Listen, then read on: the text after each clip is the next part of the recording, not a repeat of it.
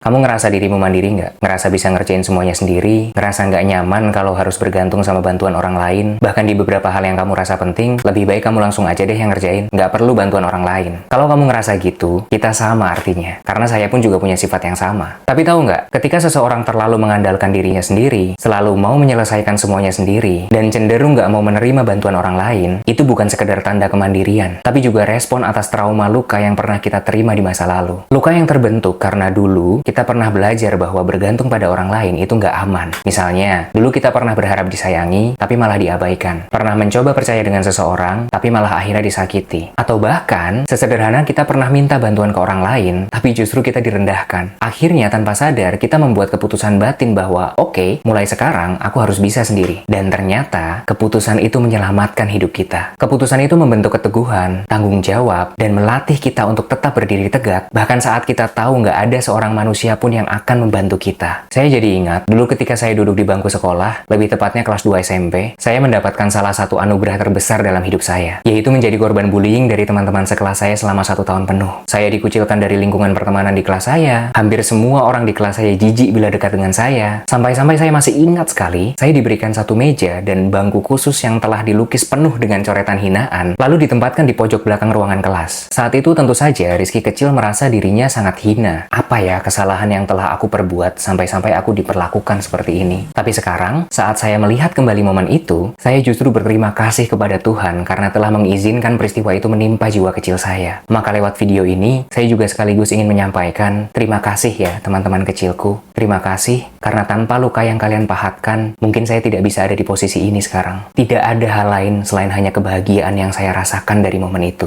Terima kasih, terima kasih, terima kasih. Dan untuk kamu yang mungkin punya pengalaman yang serupa dengan saya, yang juga mendapatkan luka-luka yang membentuk kemandirian dan kekuatanmu hari ini, yuk kita berterima kasih ke orang-orang dan juga peristiwa yang dulu memahat luka itu. Karena pada akhirnya, luka bukanlah kutukan, tapi pintu menuju kesadaran. Ia datang bukan untuk menghancurkan, tapi untuk mengajarkan bagaimana caranya mencintai diri sendiri, bahkan ketika dunia tidak mampu melakukannya.